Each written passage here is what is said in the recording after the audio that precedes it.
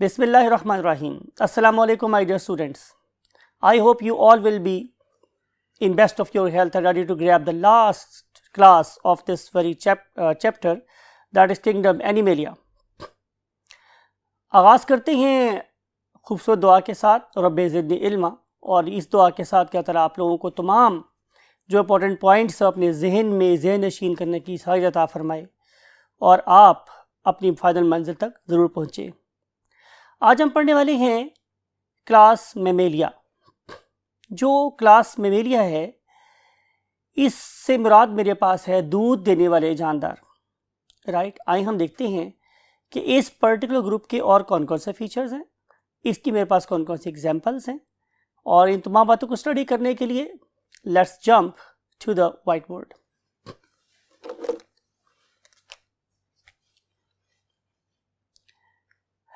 Yes my dear zoologists, हम बात कर रहे हैं क्लास मैमेलिया की। हस्बियात हमने क्या लिखा है हम लोगों ने? Diagnostic feature. ऐसा कौन सा फीचर है जो हमें क्लास मैमेलिया को पहचानने में हेल्प करेगा? तो उसके लिए आंसर ये है स्टूडेंट्स के very first feature is presence of mammae. Presence of mammae, और ये जो वर्ड है मेमे, इसका मतलब क्या होता है? ब्रेस्ट, और इसका मतलब होता है मिल्क ग्लैंड्स। ब्रेस्ट और मिल्क ग्लैंड्स। इससे मुराद मेरे पास ये है कि अल्लाह रब्बुल इज़्ज़त ने इन जानदारों को एक ऐसे ग्लैंड से नवाजा है कि that is going to produce milk. What is the usages of this milk? Definitely जो बेबी दुनिया में तशरीफ ला रहा है, it is not self sustained in the terms of nutrition. तो नेचर ने इनको क्या दे दिए? मिल्क ग्लैंड्स, जिससे ये अपने ऑफस्प्रिंग्स को क्या कर सकते हैं? नर्चर कर सकते हैं, उन्हें पाल सकते हैं, उनको बड़ा कर सकते हैं। So that very gland that is used to nurture the offsprings is called as milk gland. Right, you can see here the different pictures of the animals and their of course milk glands. इसके बाद हम देखेंगे second feature. Second feature is presence of external ears. More और less almost सारे organisms के अंदर external years present होते हैं। ये एक और पहचान है किंग की? क्लास मैमेलिया की। लेकिन definitely exceptions are there. For example कि अगर आप लोग इस ऑर्गेनिज्म को देखें, that is the whale, that is the dolphin, तो इस वाले केस में इन ऑर्गेनिज्म ने सेकेंडरीली अपने एक्सटर्नल ईयर्स को लॉस कर दिया, ताकि during the course of movement in water इन्हें कम से कम रेजिस्टेंस का सामना करना पड़े। लेकिन अगर मैं इनकी डेवलपमेंटल स्टेज को देखूं तो मुझे उनके अंदर एक्सटर्नल ईयर्स भी नजर आते हैं। So presence of external ear is another character. Plus अगर आप देखें तो आपको पता चलेगा कि इनके अंदर प्रेजेंट होती है एक और feature, and that very feature is called as hairs.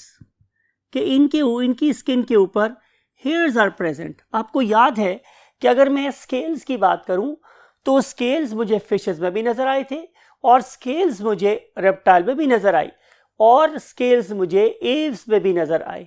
लेकिन मैमल्स के अंदर ये वाला character mean scale, it was replaced by the hair. तो hair is another diagnostic feature of the class Mammalia. तो हम इसको कंक्लूड कर रहे हैं कि ये वाले तीन फीचर्स जिन ऑर्गेनिज्म में पाए जाते हैं, उन्हें आप मॉर्फोलॉजिकल बेसिस के ऊपर भी क्लेम कर सकते हैं कि ये क्या होंगे? मैमल्स होंगे। Number 1 presence of memory glands, number 2 presence of external years, and number 3 is presence of hairs. तो जिनके अंदर ये प्रेजेंट होगा, डेफिनेटली हम उन्हें क्या बोलेंगे कि those are the mammals. Now देखना ये है कि इस पर्टिकुलर टर्म मींस मैमेलिया को सबसे पहले किस साइंटिस्ट ने कॉइन किया? तो answer is the very famous taxonomist, ever greatest taxonomist of the, you can say, biology history, that is Carolus Linnaeus. So Carolus Linnaeus was the scientist who first of all coined the term mammalia for the organism that can produce milk. or that have got the mammary glands. Now we want to see the next thing, and that next thing is evolutionary status. हम biologist इस बात पर believe रखते हैं कि these particular organisms they are at the top of evolutionary tree, evolutionary clade, evolutionary diagram के बिल्कुल top पे हम लोगों ने प्लेस किया हुआ है हजरत मैमल को, हजरत इंसान को. तो सवाल ये है, पहले लिख देते हैं कि they are at the top of animal hierarchy, right. तो ये एनिमल हायरार्की में बिल्कुल टॉप पर है, एनिमल क्लैड में सबसे टॉप पर है. उसकी रीजन हम लिख रहे हैं कि जिस पर्टिकुलर चीज ने इस नातवा से इंसान को दुनिया के ऊपर रूल करने का मौका दिया. Can you guess that very thing? क्या हमारी ताकत किसी एलिफेंट से ज्यादा है? तो आंसर इज नो. क्या हमारी ताकत या हमारी स्पीड चीता से ज्यादा है? तो आंसर इज नो, राइट. क्या हमारी विजन किसी ईगल से ज्यादा शार्प है? तो आंसर इज नो, राइट. तो फिर अल्लाह ताला ने हमें अपना नाइब, अपना खलीफा क्यों बनाया? तो आंसर इज वेरी सिंपल. अल्लाह ताला ने हमें जिस चीज़ से नवाजा उसे किसी और चीज़ से, उससे किसी ऑर्गेनिज्म को नहीं नवाजा. That is a wisdom, that is अकल. जब ये अकल वाला ऑर्गेनिज्म दुनिया में क्रिएट हो गया तो अल्लाह ने क्या कहा कि लक़द खलक़ल इंसान फ़ी अहसनि तक़वीम. तो इसका मतलब ये होगा कि जो क्राइटेरिया है दुनिया पे छाने का, रूल करने का, वो क्या था? विजडम और अकल. और मैंने आपको फिश वाले टॉपिक में भी ये बात पढ़ाई थी कि जिस ऑर्गेनिज्म के अंदर एक्स्ट्रा बायोलॉजिकल एक्टिविटीज परफॉर्म करने के लिए मोर नंबर ऑफ न्यूरॉन्स होंगे वही रूल करेगा.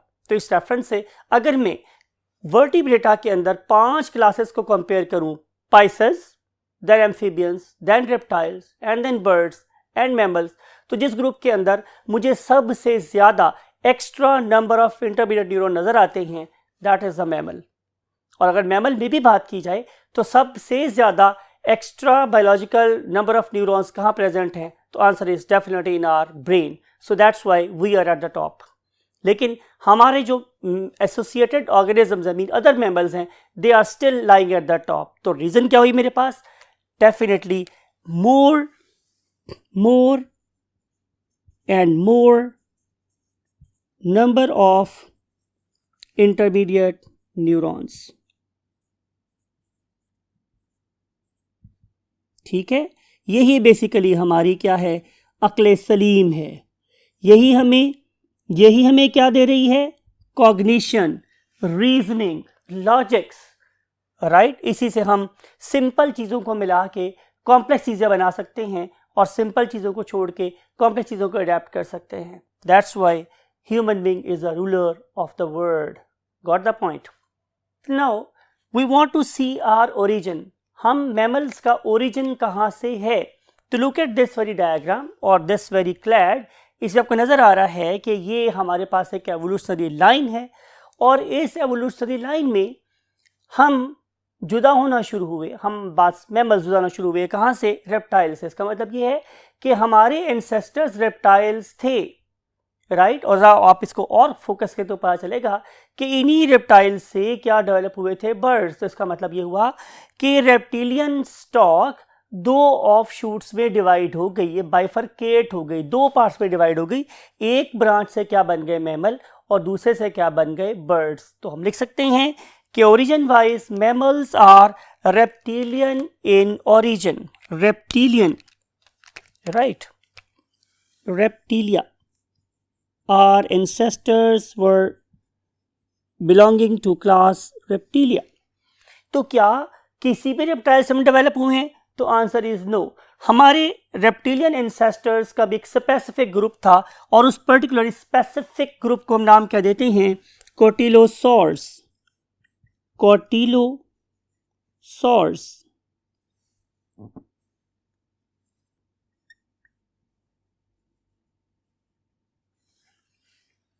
राइट. कोटिलोसॉर्स, कोटिलोसॉर्स ये कौन होते हैं students? These are basically reptiles. उनकी वजह शोहरत क्या है? कि they were the ancestors of the mammals. हम ये दावा कैसे कर सकते हैं? हमारे इस दावे के पीछे रीज़न क्या है या लॉजिक हमारे पास क्या है? तो इसका आंसर हमारे पास ये है स्टूडेंट्स कि जब हम क्या करते हैं, ज़मीन को खोदते हैं, एक्सकेवेट करते हैं, during the course of excavation हमें डिफरेंट किस्म के क्या नज़र आते हैं, फॉसिल्स। और उन पर्टिकुलर फॉसिल्स को मैं देखूं तो I am more definite about what the origin of mammals, because कि अगर मैं मैमल्स की बोन्स को देखूं और इन कोटिलोसॉर्स की बोन्स को देखूं तो they are more ossified, they are more calcified. तो जब वो ज़्यादा ऑसिफाइड है, ज़्यादा कैल्सिफाइड है, तो इसका मतलब ये है कि उनके फॉसिलाइज होने के चांसेस ज़्यादा हैं, फॉसिल बनने के चांसेस ज़्यादा हैं। किससे ज़्यादा हैं? Definitely from the birds. आपको पता है कि जो बर्ड्स की बोन्स हैं वो बहुत होलो होती हैं, बहुत लाइट होती हैं, वो तेज़ी से डिके हो सकती हैं, उनकी प्रोसेस ऑफ मिनरलाइजेशन का चांसेस बहुत कम है। सो अगर मैं मिसिंग कनेक्टिव्स की बात करूं तो वो बर्ड्स में ज़्यादा हैं, लेकिन अगर मैं कनेक्टिंग लिंक्स की बात करूं आपस में, मीन्स उनके इंटरमीडिएट्स की बात करूं, तो वो मुझे ज़्यादा नज़र आते हैं किसमें, मैमल्स के केस में। So we are pretty confident about the origin of mammals from the cotylosaurs because we have almost found all evolutionary stages that basically give rise the evolution of the mammals from the birds। तो वो बात हम यहाँ पे लिखते हैं। Reason हमारे पास ये है कि we have strong bones and these particular strong bones they can be transformed into fossils और इसके फॉसिलाइज होने के चांसेस बहुत ज़्यादा हैं। सो दैट्स वाई कि हम ज़्यादा कॉन्फिडेंट है इसके बारे में। अब सवाल ये है कि हम लोग किस पीरियड से हमारी एक ऑफ शूट डेवलप होना शुरू हुई। तो जाहिर है भाई ये वही पीरियड होगा कि जब दुनिया पे कौन रूल कर रहे होंगे, डेफिनेटली रेप्टाइल्स। तो आपको पता है कि रेप्टाइल्स का पीरियड कौन सा था? एक्सेलेंट, मैंने यहाँ लिखा हुआ है जे स्टैंड्स फॉर जुरासिक पीरियड। तो जुरासिक पीरियड से हमारा ओरिजिन स्टार्ट हुआ। जुरासिक पीरियड से हमारे जद्द अमजद, हमारे एंसेस्टर्स ने अपने आप को लैदा करना शुरू कर दिया, डिफ्रेंशिएट करना शुरू कर दिया, मुमताज़ करना शुरू कर दिया फ्रॉम द रेप्टाइल्स, राइट। क्या हमारे पास इसी कोई एग्जाम्पल है? क्या इसी कोई और फीचर हमें मिल सकता है स्टडी करने के लिए? इन बातों को स्टडी करने के लिए let's move to the next part of the board.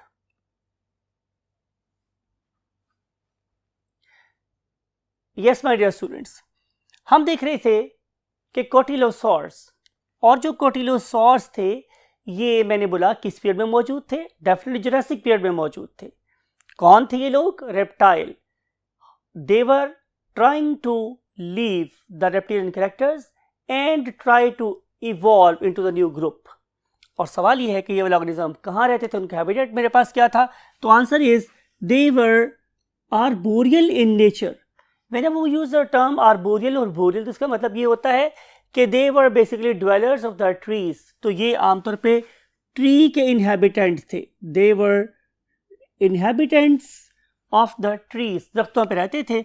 और अगर मैं इन पर्टिकुलर कोटिलोसॉर की बात करूं तो उनका जो साइज था it was nearly equal to the mice। तो ये किसी चूहे के साइज के बराबर इनका साइज था। क्या हम किसी ऐसे कोटिलोसॉर की एग्जाम्पल दे सकते हैं कि जिसके फीचर्स मैमल जैसे भी हों, या कोई ऐसा मैमल जिससे कैरेक्टर्स रेप्टिलियन भी हों? तो आंसर इज यस। तो उसका नाम मेरे पास क्या है? वेरानॉप। आपने स्पेल याद रखनी है, VARANOPE, varanope. So this very organism varanope, look at its diagram. आप एक उसके इमेज को देख रहे हैं कि इसका साइज किसी माइस की तरह से है, और इस पर्टिकुलर ऑर्गेनिज्म के अंदर हम फाइंड करने की कोशिश करेंगे कि कौन कौन से कैरेक्टर रेप्टिलियन है और कौन कौन से मेमेलियन है in the next you can से फ्यू मिनट्स। लेकिन देखना ये है कि ये पर्टिकुलर वेरानॉप हमें मिला कहाँ, इसके फॉसिल हमें कहाँ से मिले? तो आंसर है कि हमारे यूनाइटेड स्टेट्स ऑफ अमेरिका की एक स्टेट है that is called as a Texas. तो टेक्सास के अंदर हम लोगों को इसके फॉसिल मिले थे, और वो वाले फॉसिल आज भी डेफिनेटली टेक्सास के म्यूजियम में प्रेजेंट है। अब जैसे मैंने डिस्कस किया कि इस वेनॉप को स्टडी करने के बाद मुझे क्या पता चलेगा कि ये एक परफेक्ट इंटरमीडिएट है रेप्टाइल और मैमल के दरमियान में। क्यों? क्योंकि इसके अंदर 50% जो कैरेक्टर्स थे वो रेप्टिलियन थे और जो 50% कैरेक्टर्स थे वो मैमेलियन थे। 50% क्या थे? रेप्टिलियन, और 50% क्या थे मेरे पास? मैमेलियन। आए कोशिश करते हैं कि इन तमाम कैरेक्टर्स को हम थोड़ा फाइंड आउट करें। Number 1, what are the reptilian characters? Number 1, presence of claws. इसके पास क्लॉज प्रेजेंट थे और इन क्लॉज के ऊपर मुझे स्केल्स नजर आते थे, राइट। और ये वाले ऑर्गेनिज्म अभी भी एग ले करते थे। तो ये जो कैरेक्टर्स थे ये सिर्फ और सिर्फ रेप्टाइल्स में प्रेजेंट थे। और अगर मैं इनके एग की बात करूं तो इनका जो एग था इट वॉज लेदरी। आपको याद है कि जो लेदरी एग है it was feature of reptiles. तो क्या इनके पास मैमेलियन कैरेक्टर भी हैं? तो yes, they have got mammalian characters. Number 1, they have got the memory glands, presence of memory glands. Number 2, presence of fur, presence of hair जिसे बोलते हैं, प्रेजेंस ऑफ हेयर्स,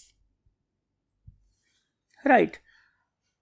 फिर अगर आप इनको देखें तो यहां पे इनकी जो स्कल की शक्ल है वो भी किसी रेप्टाइल से मिलती जुलती है, लेकिन इसके ऊपर जो प्रेजेंस ऑफ क्या कहते हैं टीथ है, they are much more like mammals.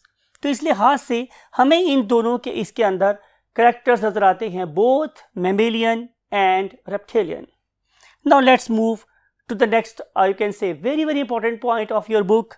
वो ये है कि ये वाले ऑर्गेनिज्म जिन्हें हम मैमल बोलते हैं ये किस ईरा में, it is not the period. आपको पता है ना कि पीरियड एक छोटा चंक ऑफ टाइम होता है, ईरा एक बहुत बड़ा चंक ऑफ टाइम है, right. We divide era into periods. अगर आप लोगों को अपनी इसी फर्स्ट ईयर के पहले चैप्टर में आर्टिकल याद हो, राइट, पढ़ा था आप लोगों ने कि living word in space and time एक आर्टिकल था हमारा, तो उसमें आपको याद होगा कि हमने ईरा को पीरियड्स में डिवाइड कर दिया था। अब हम ईरा की बात करते हैं।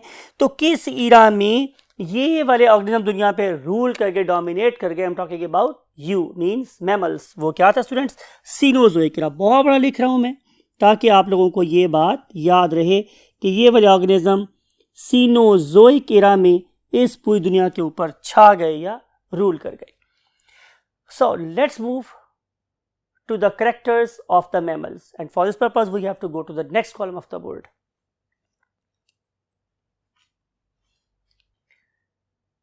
Yes my dear students, general characters of the mammals or general characteristics of the mammal, very simple, not very difficult। हंस पे ज़्यादा लिखेंगे। diagnostic feature, तो सबसे पहला फीचर आपको पता है कि क्या है इसके ऊपर? Presence of course mammary glands और मिल्क ग्लैंड्स जिन्हें हम बोलते हैं, और इसे ब्रेस्ट भी कहा जा सकता है।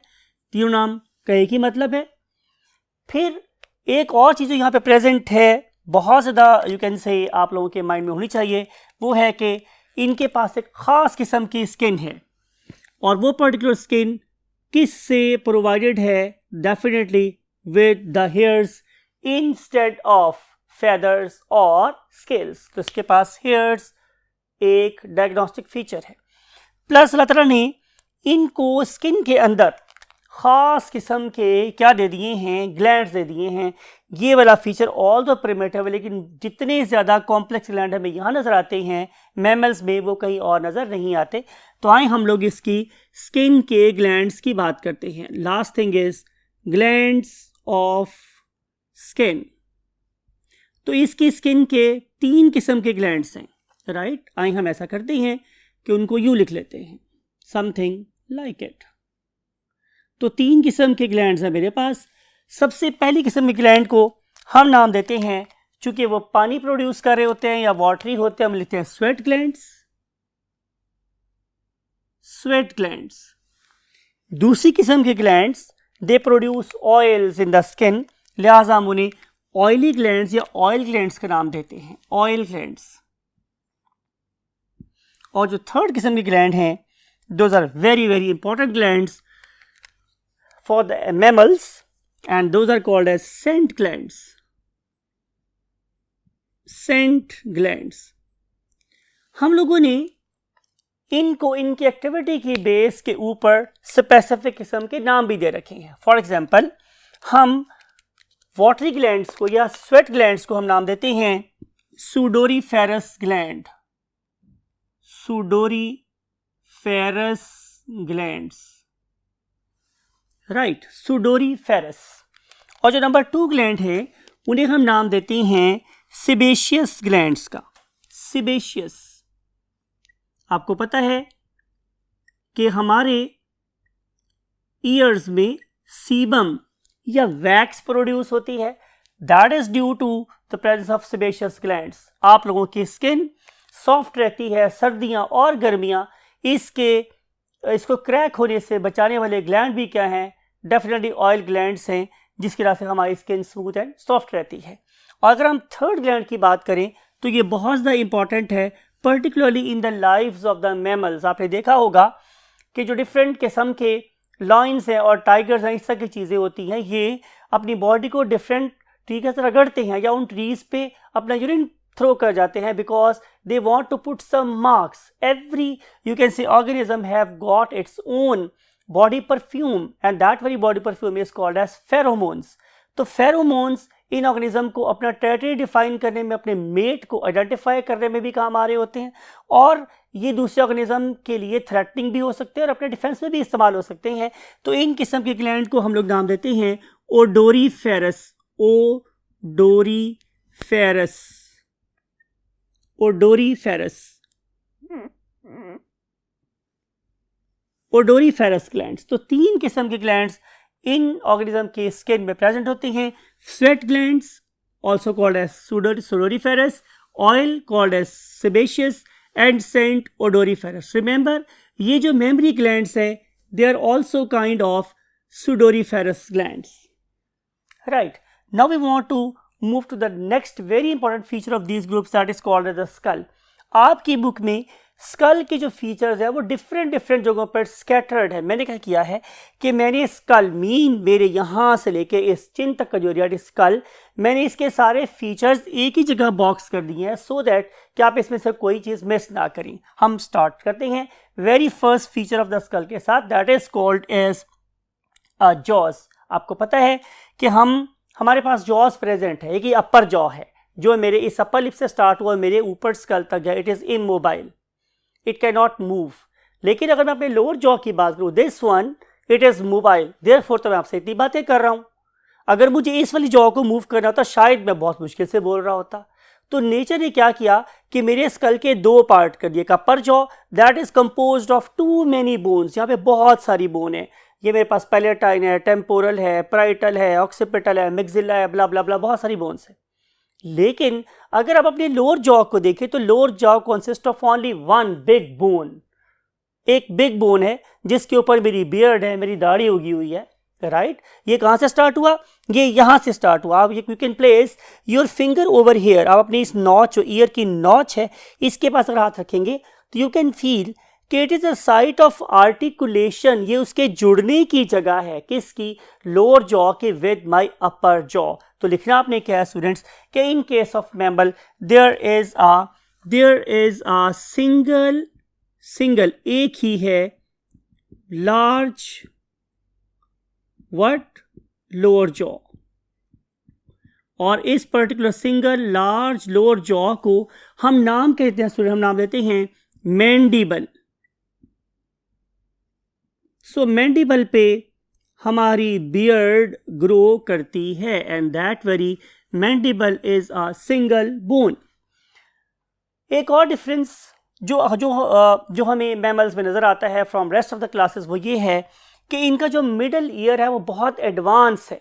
यू नो कि ये मेरा पिन्ना है, इसकी हम बात कर चुके हैं पहले से, that is called external ear, कि ये मैमल्स का डायग्नोस्टिक फीचर है। It has got different curves. In particular curves के होने की एक ही लॉजिक है कि it is a very excellent, very excellent, very efficient sound gathering apparatus. ठीक है, इनमें से हर एक कर्व की एक लॉजिक है, इससे हम साउंड को गैदर करते हैं और उसके बाद हम इसे प्लेस कर देते हैं। Look at this very image into external auditory meatus, means external auditory canal that terminates at eardrum. Now this eardrum, it is just there to produce the sound, लेकिन इस पर्टिकुलर साउंड की loudness, इसकी pitch, इसकी you can say tone, इसको control करने के nature ने क्या किया, हमारे मिडल ईयर को डिफरेंट किस्म के साजीने दे दिए, आप समझ लें, डिफरेंट किस्म के ऑपरेटर्स दे दिए। Those are going to monitor all those things. हर बंदा आवाज़ को डिफरेंट वे में सुनता है, एवेल्युएट करता है, उससे महसूस होता है, डिपेंड करता है कि उसके मिडल ईयर में ये वाली बोन्स किस तरीके के हैं, कैसे अरेंज हैं, किस तरह का उनका साइज है, ब्ला ब्ला ब्ला। मीन टू से बिगर ने सही गैस किया है कि सर ने बता दिया है कि यहाँ मिडल ईयर में 3 बोन्स होती हैं। हमारे मिडल ईयर में 3 बोन्स होती हैं, लेकिन अगर आप इससे पहले वाली क्लासेस में देखें, आप बात करेंगे पाइसेस की, एम्फीबियंस की, रेप्टाइल्स की और बर्ड्स की, उन सारे के केसेस में हमारा मिडल इतना ज़्यादा एफिशिएंट नहीं है। उन सब में सिर्फ एक ही बोन थी और उस पर्टिकुलर बोन का नाम मेरे पास क्या था स्टूडेंट्स, कॉलियोमेला। कॉलियोमेला। और नेचर ने क्या किया कि इस कॉलियोमेला को रिप्लेस कर दिया with another very very strong device, और उस डिवाइस का नाम मेरे पास क्या था, middle ear, that consist of 3 bones. One of them is called as incus, that is called as incus. Other one is called as malleus. Other one is called as what? Malleus. And last one is called as stapes. So incus, malleus and stapes, these are 3 bones. Those are basically constituting my middle ear. Right. अतरा ने हमें teeth के reference से भी दूसरे group से बहुत ज़्यादा differentiate रखा है या किया है, इसलिए कि हमारे पास जो टीथ हैं, हमारे पास जो टीथ है स्टूडेंट्स, उनके 3 फीचर आपको पता होने चाहिए। नंबर 1, केतरा ने हमें दांतों के सिर्फ 2 सेट दिए हैं। I am talking about mammals, it is true with all mammals. We are not something like sharks. हम शार्क्स की तरह से नहीं हैं कि हमारे दांत दरमियान से बनना शुरू हों और वो बाहर की तरफ निकलते चले जाएं। याद करें, मैंने आपको शार्क के केस में यही बात बताई थी कि दांत दरमियान से निकलना शुरू होते हैं, बाहर की तरफ बढ़ते चले जाते हैं और अल्टीमेटली गिर जाते हैं। दे हैव गॉट डेसिडुअस टीथ।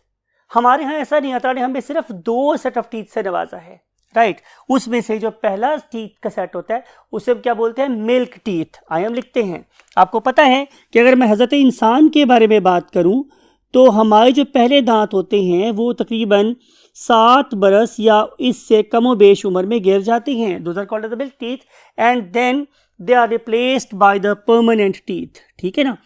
तो एक ऐसा ऑर्गेनिज्म जिसके बॉडी में 2 सेट हो दांत के, उन्हें हम क्या बोलते हैं, उन्हें नाम देते हैं स्टूडेंट्स डायफायोडोंट्स। डायफायोडोंट्स। अब देखें कि डाई का मतलब हो गया 2, फायो का मतलब हो गया sets, dots mean teeth, diphyodonts, right. फिर अगर मैं ये देखूं तो आपको पता चलेगा कि आप बोले शीशे में देखें कि आपके पास क्या सारे दांत एक जैसे हैं, तो आंसर इज नो। आपको पता चलेगा कि मेरे पास तो 4 डिफरेंट किस्म के टीथ हैं। जो सामने वाले हम उन्हें इंसिजर्स बोलते हैं, उसके बाद हम लोग केनाइन बोलते हैं, फिर हम प्री मोलर्स बोलते हैं, फिर हम लोग मोलर्स बोलते हैं। तो मेरे पास डिफरेंट किस्म के टीथ एक ही मुंह में प्रेजेंट हैं। तो जब मेरे पास डिफरेंट किस्म के टीथ एक ही बकल कैविटी में प्रेजेंट हो तो फिर मैं उस किस्म के दांतों को क्या नाम देता हूं, तो आंसर इज हेट्रोडोंट्स। हम क्या नाम है इसका, हेट्रोडोंट्स। हेट्रो मीन्स अदर्स और वेरियस, और डॉट का मतलब होता है टीथ। तो मेरे पास एक ही बकल कैविटी में मुख्तलिफ किस्म के दांत प्रेजेंट है। अगर मैं चलूँ लास्ट फीचर की तरफ तो हमें नजर आएगा कि हमारा जो दांत है वो बड़े strongly anchored into the gums. ठीक है। तो जब एक दांत बहुत स्ट्रांगली फिक्स्ड हो into the you can say jaws, तो उसको हम लोग बोलते क्या हैं, उसे हम नाम देते हैं students thecodont. THECODONT, dont, thecodont. तो we have got a strongly fixed dentition, strong fixation। ठीक है students. our teeth have got three characters. We are diaphodonts, we are heterodonts, and we have got thecodont type of dentition. Right. Skull की आखिरी बात, अगर आप अपने means mammal से पहले के ऑर्गेनिज्म को देखें तो उनके अंदर हमें एक ऑक्सीपिटल कंडाइल नजर आता है, लेकिन अगर मैं आप लोगों की बात करूं तो हमारे पास there is a pair of what occipital condyles. Right, ये pair of occipital condyle you can feel, मैं आपको दिखा रहा हूं. एक ऑक्सीपिटल कंडाइल मेरा यहां नजर आ रहा है समवेयर हियर, और ऑक्सीपिटल कंडाइल मेरा यहां है. राइट, इन दो कंडाइल्स की वजह से मुझे अल्लाह ने क्या दिया हुआ है, एक ऐसा head that can move in forward direction, in backward direction, and I can rotate my head as well. इस पर्टिकुलर स्कल की वजह से I can be a better observer of my surroundings. I can be more alert about my prey. I can be more alert about my predation. तो nature ने हमें occipital condyle दिए जिसकी वजह से मेरे हेड की रोटेशन और mobility on my vertebral column it is quite prominent and easy. Right, तो ये भी आपने यहाँ पे बात याद रखनी है. OC stands for occipital condyles. Now we want to discuss the next feature, and next feature is respiratory system. अब रेस्पिरेटरी सिस्टम के लिए look at this very image. इस इमेज में आपको क्या नजर आ रहा है माय डियर स्टूडेंट्स, कि यहाँ पे हम आपको शो कर रहे हैं आप लोगों का ट्रंक रीजन, या किसी एलिफेंट का ट्रंक रीजन, या किसी जिराफ का, ज़ेब्रा का, blah blah blah, whatever mammal, it may be the mice, it may be the any marsupial organism, it may be duckbill platypus. आप किसी की भी बात कर लें, सारे मैमल्स के अंदर एक यूनिक फीचर डेवलप हुआ जो इवन इनके most closest clawed been birds में भी नहीं था, और वो क्या था, development of diaphragm. What was the feature? Development of diaphragm. अब जो डायाफ्राम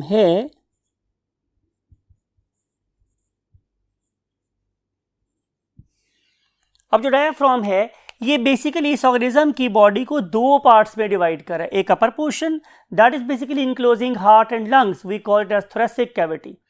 फिर इसके नीचे ये मस्कुलर शीथ है जिसे हम नाम कह देते हैं डायाफ्राम, और नीचे वाला पार्ट मेरे पास क्या है, abdominal cavity, that is basically bearing your different excretory and digestive parts.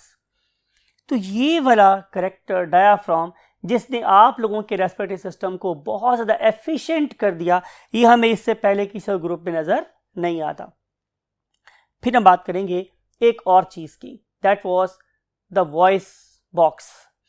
Voice box इंसान को असर तकवीम बनाने के लिए इंटरमीडिएट न्यूरॉन्स के बाद जो दूसरी चीज़ थी दैट वाज द कम्युनिकेशन, कि हम अपनी बात को दूसरे किस्म तक पहुंचा सकते थे, हम आपस में मिल के बातें कर सकते थे, और बिकॉज कि हमारे पास इंटरमीडिएट न्यूरॉन का नंबर बहुत ज़्यादा था तो हम लोग हाई ऑर्डर थिंकिंग कर सकते थे और इस दुनिया को अपने लिहाज से ढाल सकते थे.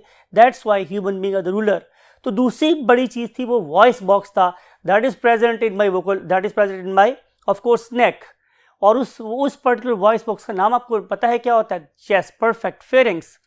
और लेरिंग्स. और उस पर्टिकुलर लेरिंग्स में look at this very image, हमें नजर आ रही हैं दो कार्टिलेज के बने हुए वोकल कॉर्ड्स, और इन वोकल कॉर्ड्स की वजह से ही मैं वॉइस प्रोड्यूस कर रहा हूँ. और उन पर्टिकुलर वॉइसेस को वर्ड्स बनाने वाली चीज़ का नाम क्या है? Definitely my lower jaw, my tongue and my lips. ये उस पर्टिकुलर साउंड को अल्फाज बना देते हैं. तो मैं कहना आपसे ये चाह रहा हूँ माय डियर स्टूडेंट्स कि हमारे पास प्रॉपर एक वॉइस बॉक्स प्रेजेंट था that is basically lie in the laryngeal region, और इसके ऊपर एक होल था that is called as the glottis. अब इस पर्टिकुलर ग्लॉटिस में हमारी फूड जा सकती थी. नेचर ने उस पर्टिकुलर चीज़ को ब्लॉक करने के लिए ऊपर एक कवर भी प्रोवाइड किया that is called as the epiglottis. तो अगर मैं प्रोसेस ऑफ स्वेलोइंग को देखूँ तो it is again perhaps the supremacy पे नजर आता है अपनी परफेक्शन में in this very group that is called as mammals, right? So these 2 points are very, very important in the terms of respiratory system. Now we want to move to the next step that is called a circulatory system. Let me discuss these things as number 1 heart. आपको पता है, ये आप detail से जाके पढ़ेंगे chapter number 14 के अंदर कि जो हमारा हार्ट है इट इज़ परफेक्टली 4 चैम्बर्ड. ये वाला हार्ट हमें बर्ड्स में और फिर हमारे क्रोकोडाइल्स में नज़र आता है, गैवियालिस में नज़र आता है हम लोगों को, कि जहां हमें परफेक्टली 4 चेम्बर्ड हार्ट नज़र आते हैं। उससे पहले वाले केस में हमारे 2 टाइप्स ऑफ ब्लड आपस में मिक्स हो रहे थे, या फिर हमारे पास सिंपल और सिंपल एक वीनस हार्ट था। लेकिन डबल सर्किट हार्ट हमें सिर्फ और सिर्फ ह्यूमन में नज़र आता है, that is perfectly 4 chambered. You know, one side of the heart is meant to receive and pump impure blood, and other side of the heart is used to receive and pump what? The pure blood. तो ये हमारे heart के बारे में आपने बात याद रखनी है। आगे हम चलते हैं इसकी RBCs के बारे में। except few are all group of mammals, they have got what? enucleated. Whenever we use the term enucleate, इसका मतलब है कि हमने न्यूक्लियस को ई कर दिया, मीन एग्जिट कर दिया, वहां से बाहर निकाल दिया। It means are RBCs are non nucleated और दे आर विदाउट न्यूक्लियस। हमें न्यूक्लियस के बगैर RBCs नजर आते हैं अपने।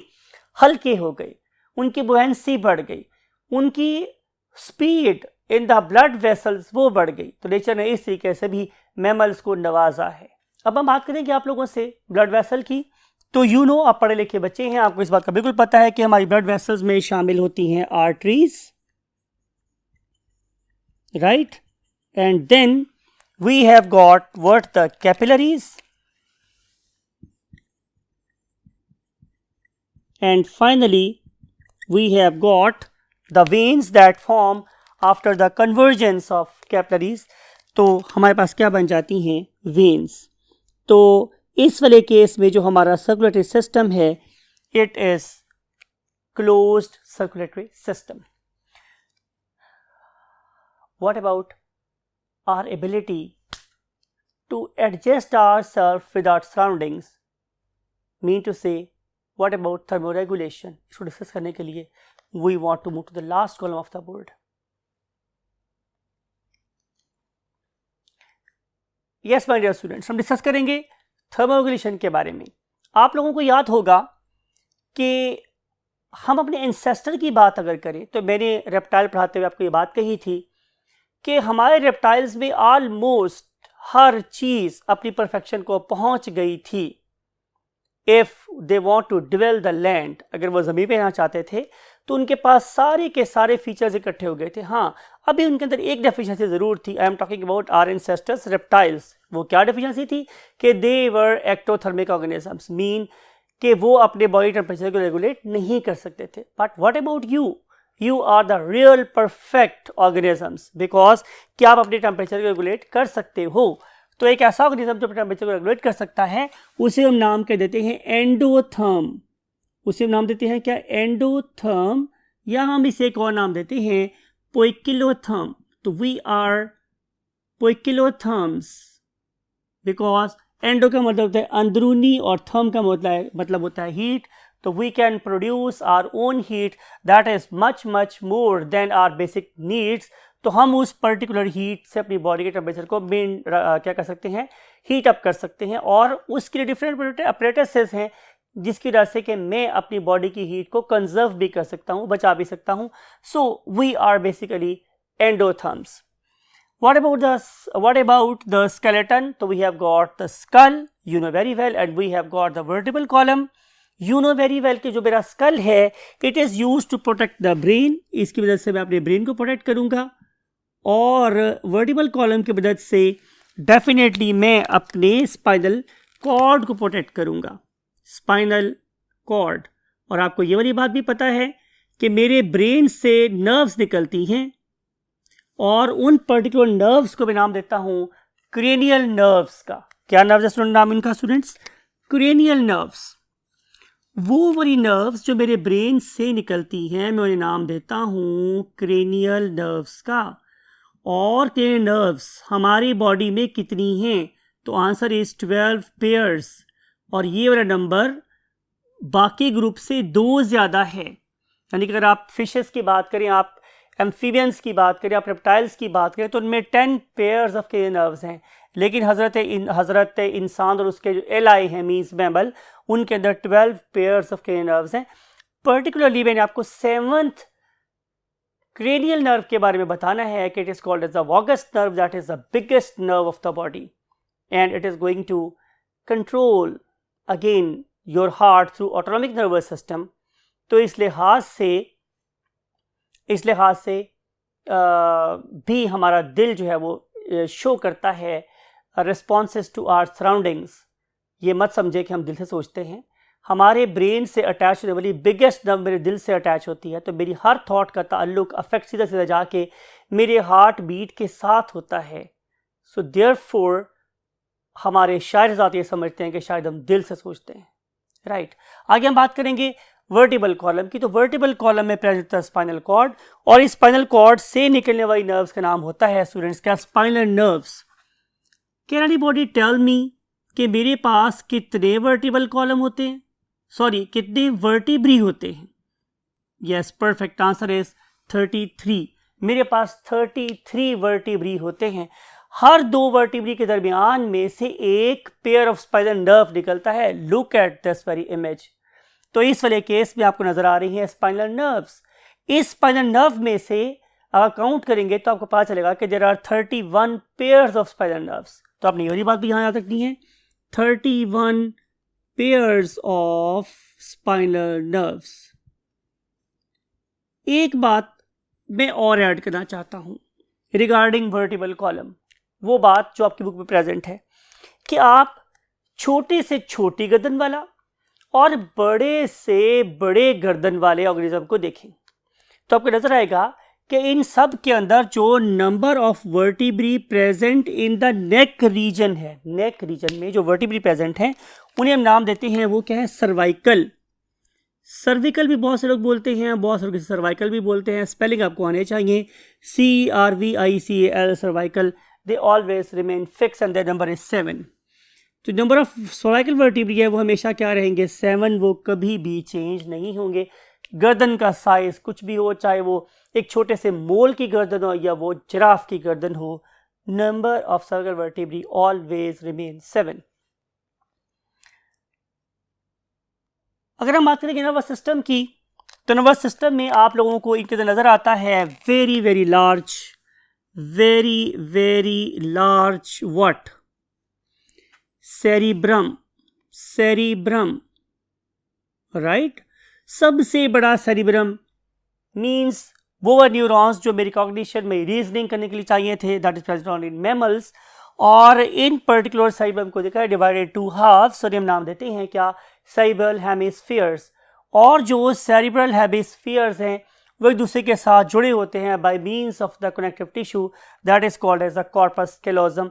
इस तरह की और बहुत सी बातें हम पार्ट 2 में भी आप लोगों के साथ शेयर करेंगे, लेकिन एटलीस्ट आप यहाँ याद रखें कि इनके पास बहुत बड़ा सेरिब्रम प्रेजेंट है और वो 2 पार्ट्स में डिवाइडेड, उसका नाम करता है सेरिब्रल हेमिस्फीयर्स। फिर एक चीज़ जो आप लोगों को नज़र आती है सिर्फ और सिर्फ मैमल्स में, वो है इनका मिड ब्रेन। अगर मैं आप लोगों से, ये तो फोरब्रेन की बात हो रही थी ना, अब हम मिड ब्रेन की बात कर रहे हैं। मिड ब्रेन के अंदर आप लोगों को नज़र आता है एक 4 लोब्ड स्ट्रक्चर।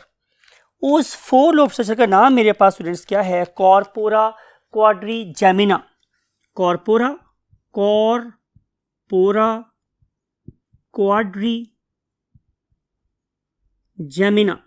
अब आपने इस बात को समझना है कि ये तो बेसिकली एक गैदरिंग है 4 जगहों पर, ठीक है। यानी कि अगर आप इस पर्टिकुलर इमेज को देखेंगे तो इसमें आप लोगों को ये 4 बॉल लाइक स्ट्रक्चर नजर आ रहे हैं, right. These are the part of what? Mid brain.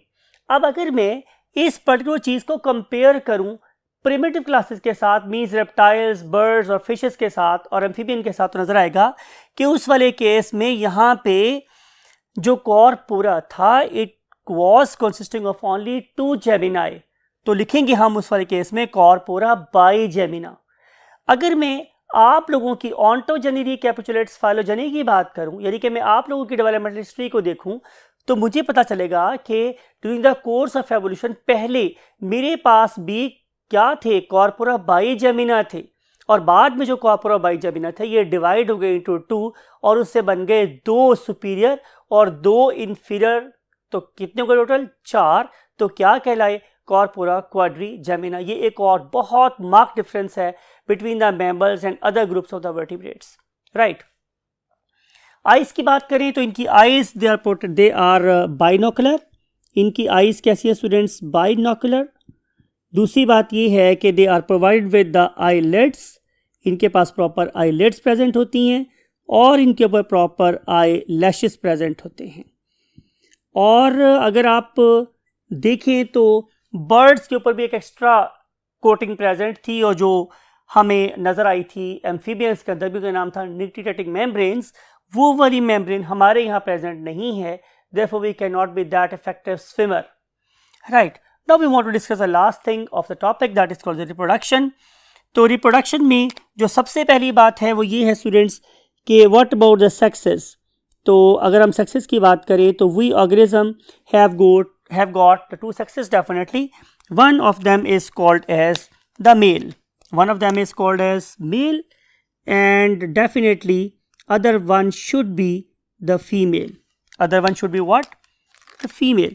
और अगर मैं इन 2 ऑर्गेनिजम्स की बात करूं तो मैमल्स वाले केस में यूजुअली हमें बड़ी वाज़ेह तौर पे सेक्सुअल डाइमॉर्फिज्म नज़र आती है। मींस कि मैं मेल मैमल को और फीमेल मैमल को बहुत आसानी से डिफ्रेंशिएट कर सकता हूं by just looking at its external morphology, right. So you must write कि there is a very prominent, very conspicuous, बड़ी वाज़ेह किस्म की क्या है? Sexual dimorphism, right. अगर मैं गोनेड्स की बात करूं तो गोनेड्स जो हैं in case of female they are called as ovaries, they are called as what? Ovaries. And they are intra abdominal, ये फीमेल की बॉडी के अंदर ही प्रेजेंट होते हैं। I am talking about the PSO means primary sex organs. लेकिन अगर मैं मेल की बात करूं तो मेल का PSO means primary sex organ क्या है? टेस्टिस। और ये जो टेस्टिस हैं they are not located in the abdomen, ये एब्डोमेन में नहीं है बल्कि they are basically enclosed in an extra abdominal pouch. और उस पर्टिकुलर एक्स्ट्रा एम्ब्रियोनिक पाउच का नाम क्या देते हैं हम लोग? स्क्रोटम। तो ये स्क्रोटल सैक के अंदर प्रेजेंट होते हैं। और कोई बंदा आपसे पूछ ले कि अल्लाह ताला ने इन पर्टिकुलर टेस्टिस को बॉडी से बाहर क्यों यू कैन से रखा, तो आंसर इज कि जो प्रोसेस ऑफ स्पर्मेटोजेनेसिस है वो नॉर्मल बॉडी टेम्परेचर पे नहीं हो सकता। उसके लिए हमें टेम्परेचर को 2 to 3 और 3 to 4 डिग्री सेल्सियस कम रखना होता है, राइट। तो इस पर्पस के लिए हमारे यहाँ पर एक प्रॉपर ग्लैंड प्रेजेंट होता है, उसे हम बोलते हैं रेटिमिरा बाइल। आपको ये हमने पहले भी डिस्कस किया था। In case of fishes it was used to fill the tanks. यही वाला ग्लैंड यहाँ पे इफेक्टिव है और इस पर्टिकुलर नेटवर्क से मीन्स रेटिमिराबिला से या रेटिमिराबाइल से बहुत ज़्यादा अमाउंट में हीट लॉस हो जाती है और टेस्टिस का टेम्परेचर 3 to 4 डिग्री सेल्सियस कम हो जाता है और हमारे हार्मोन्स इफेक्टिवली काम करते हैं और प्रोसेस ऑफ स्पर्मेटोजेनेसिस क्या हो जाता है? बहुत ज़्यादा इफेक्टिव हो जाता है। So this is the reason to place testis in extra abdominal sac. If we want to discuss the process of fertilization, तो fertilization is always internal और internal fertilization की रीज़न ये है कि इन ऑर्गेनिज्म के पास एक proper intermittent organ होता है and that very intermittent organ is of course the pedis that is used to place the sperms inside the female body। आखिरी बात करेंगे आज की, वो क्या है? डेवलपमेंट। तो development is usually of course in the uterus में होगी। अगर ये वाले ऑर्गेनिज्म क्या हैं?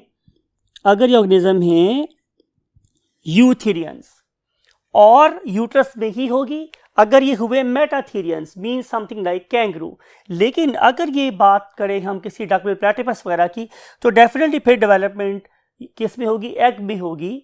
और उस वाले केस में हम इसे क्या नाम देंगे कि development is not viviparous, rather it is oviparous, right. आखिरी बात हम कर रहे हैं ये कि जो डेवलपमेंट है वो एग में बिल्कुल कंप्लीट होती है, लेकिन अगर हम बात करेंगे मेटाथेरियंस मीन कैंगरू की तो वहाँ पर डेवलपमेंट इनकम्प्लीट नहीं होती। तो उस वाले केस में इस अंडर डेवलप्ड ऑर्गेनिज्म को फिर एक और पाउच में रखा जाता है जिसका नाम क्या होता है, मार्सुपियम। और मार्सुपियम में ये नॉट ओनली फीड करता है बल्कि टेम्परेचर को भी रेगुलेट रखता है। लेकिन इन case of advance mammals mean you means modern and Theria mean beast, तो जो सबसे मॉडर्न ऑर्गेनिज्म है उनके केस में बात कीजिए तो development is perfectly complete because they do develop a very special organ that is called as the placenta, right. तो प्लेसेंटा के ऊपर जाके हम बात को छोड़ते हैं बिकॉज कि इसी चीज़ के ऊपर के प्लेसेंटा बन सकता है या नहीं बन सकता, हम इस लम्हे पे अपने अगले लेक्चर की फाउंडेशन रखते हैं and that is the classification of mammals. Classification mammal के साथ आपसे मिलेंगे ऑफ कोर्स नेक्स्ट लेक्चर में। और till that time I want to say कि मुझे इजाज़त दें और आप लोगों से मुलाकात होगी last lecture being classification of mammals के साथ। Till that time take very good care of first yourself because सबसे पहले आपकी जान और फिर उसके बाद जाहिर है हम कहेंगे आपसे कि अपने पेरेंट्स की बहुत ख्याल रखिएगा और दुआ में हमें भी याद रखिएगा। आई वुड लव टू से यू। अल्लाह हाफिज़।